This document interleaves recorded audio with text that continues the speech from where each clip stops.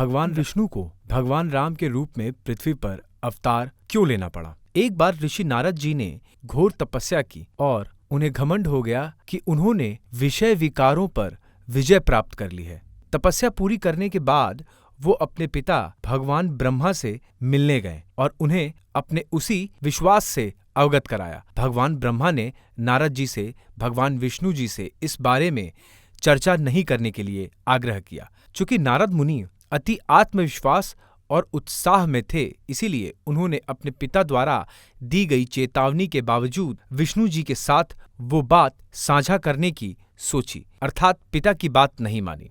नारद मुनि अपने चाचा विष्णु जी से मिलने गए और शेखी बखारने लगे कि उन्होंने वासना पर विजय प्राप्त कर लिया है और वो आजीवन तपस्वी का जीवन व्यतीत करेंगे। नारद मुनि के अभिमान और गलतफहमी को दूर करने के लिए विष्णु जी ने एक मायावी दुनिया रची, जहां पर एक सुंदर राजकुमारी का स्वयंवर आयोजित किया गया था और दूर दूर के प्रसिद्ध शासक राजकुमारी से विवाह करने आए थे। ऐसा भव्य उत्सव और तैयारियों को देखकर नारद मुनि राजकुमारी से विवाह करने के लिए उत्साहित हो गए। भगवान विष्णु का रूप मनमोहक है।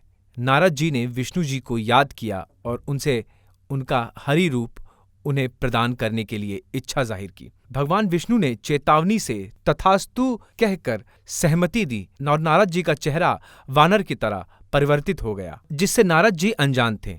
स्वयंवर का समय आ गया और राजकुमारी ने शाही दरबार में प्रवेश किया। नारद जी कतार में खड़े थे और राजकुमारी की प्रतीक्षा कर रहे थे कि वो उन्हें माला पहनाएं।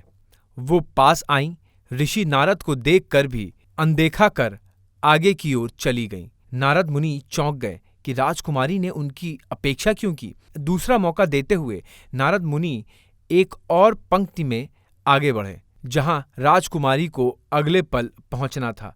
दूसरी बार भी राजकुमारी ने नारद जी को नजरअंदाज कर दिया। तब उनके पास खड़े किसी व्यक्ति ने नारद जी के बंदर रूप का मजाक उड़ाया, जिसने नारद मुनि नाराज हो गए। तब उग्र नारद मुनि ने भगवान विष्णु को श्राप दिया, पत्नी के वियोग में एक पूरी मानव जाति व्यतीत करोगे और मेरी ही भांति वियोग का दर्द झेलोगे और बंदर जैसे मुख वाले प्राणी तुम्हारी मदद करेंगे।